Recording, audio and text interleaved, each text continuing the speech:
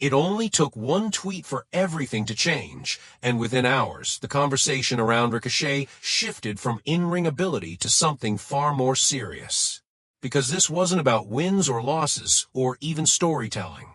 It was about judgment, responsibility, and how a moment online can redefine perception almost instantly. And when the backlash hit, it didn't just raise questions about what was said. It raised an even bigger one about what happened next, and more importantly, who stepped in when things started to spiral. According to Fightful Select, that answer is now clear. It wasn't a corporate directive. It wasn't a public relations strategy from All Elite Wrestling. It was something much more personal. It was Chris Hero. An understanding that changes the entire way this situation is viewed. To really understand why that matters, you have to go back to the moment everything began. Ricochet, an athlete widely respected for his in-ring work, posted a comment that was quickly labeled as offensive, particularly because it was directed toward a fan with multiple sclerosis. The reaction was immediate, and it was strong. Fans weren't debating storyline decisions or match quality. They were questioning judgment, empathy, and awareness. And in today's environment, where social media responses move faster than any wrestling storyline ever could, there's very little time to correct course once something like that takes hold. At that point, there are usually two paths. One is silence, hoping the situation fades. The other is acknowledgement, which often comes in the form of an apology. But what makes this situation stand out is how that second step happened. Because it didn't come across as a corporate statement.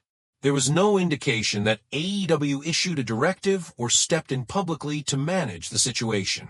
In fact, reports suggest the opposite. It appears the decision to delete the tweet and issue an apology came from Ricochet himself, but not without influence. That influence, as reported, came from Chris Hero. Now, that detail might seem small at first, but it carries significant weight when you consider the dynamics of professional wrestling. This is an industry built not just on performance, but on relationships. Trust matters, and when things go wrong, the voices that cut through the noise are usually the ones that come from people who know you beyond the spotlight. Chris Hero isn't just another name in wrestling.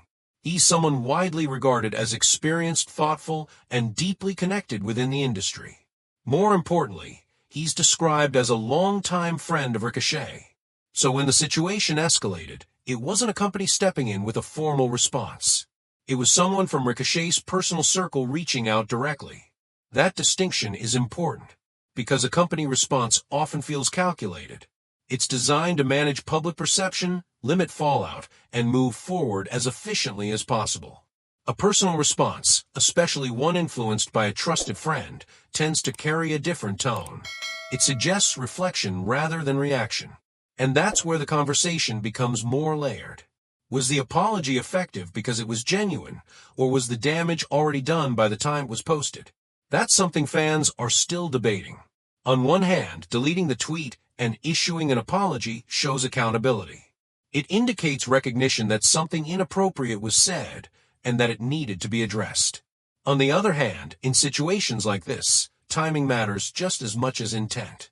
Once a message is out there, especially one that resonates negatively, it doesn't simply disappear when deleted. Screenshots circulate. Discussions expand. Opinions form quickly, and they're not always easy to change. This is where Chris Hero's involvement becomes especially interesting. Because if he was the one who reached out at the peak of the backlash, then his role wasn't just advisory. It was strategic in a personal sense. He helped guide the response during most critical moment when every decision carried weight. And that raises another question. Would Ricochet have handled the situation the same way without that intervention? It's impossible to say for certain, but the report strongly suggests that Hero's voice was the one that made the difference. Not in controlling the narrative, but in helping shape the response. That's a subtle but important distinction.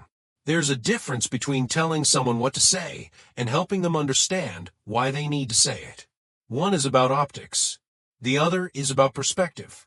If this situation leaned toward the latter, then it speaks to the value of having experienced voices in your corner, especially in an era where public missteps can escalate quickly. It also highlights something that doesn't always get attention in wrestling discussions, and that's mentorship. not in the traditional sense of training or match psychology, but in navigating the responsibilities that come with visibility. Wrestlers today aren't just performers in the ring. They're public figures with direct access to audiences through social media. That access is powerful, but it also comes with risk.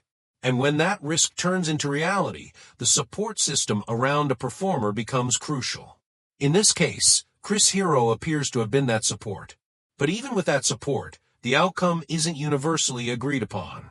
Some fans believe the apology was the right move and that it showed a willingness to take responsibility. Others feel that the original comment crossed a line that an apology can't fully address. Both perspectives exist, and neither can be dismissed outright. Because situations like this don't have clean resolutions. They leave behind questions about intent, awareness, and growth. They also leave behind a record of how the situation was handled, and that record often shapes how a performer is viewed moving forward. For Ricochet, this moment becomes part of that record. Not just because of what was said, but because of how it was addressed and who played a role in that process. And for AEW, the situation also offers insight into how the company approaches moments like this. By not stepping in publicly, at least based on available reports, it suggests a level of independence given to talent when it comes to personal matters. That approach has its advantages and its risks. On one hand, it allows performers to take ownership of their actions and responses. On the other hand, it can lead to inconsistencies in how situations are handled, depending on who is involved and what guidance they receive. In this case, the guidance came from outside the company structure, but still within the wrestling world. That's where the story becomes less about controversy and more about connection. Because at its core, this isn't just about a tweet or an apology. It's about how individuals within the industry respond to each other when things go wrong. Chris Hero didn't have to step in.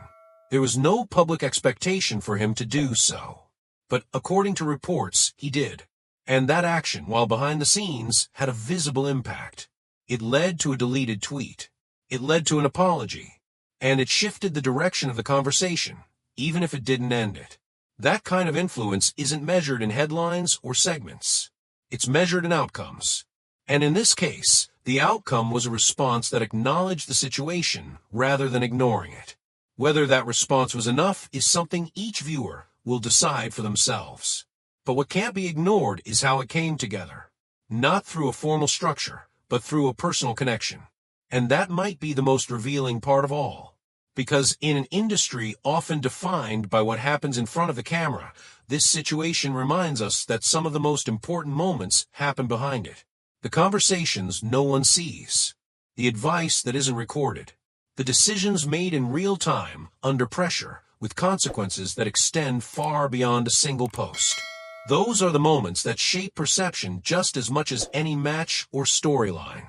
And in this case, one of those moments involved Chris Hero reaching out to Ricochet when it mattered most. So now the focus shifts to the bigger picture. Not just what happened, but what comes next. How does Ricochet move forward from this? How do fans respond over time? And what does this situation say about the role of accountability in modern wrestling? Those questions don't have immediate answers. They develop over time, through actions, consistency, and continued engagement with the audience. For now, what we do know is this. The situation escalated quickly. The backlash was real. The response was influenced. And the person behind that influence has now been identified. It wasn't a corporate decision. It was a personal one. And sometimes, those are the moments that matter most. So the question now is simple, but it's not easy to answer.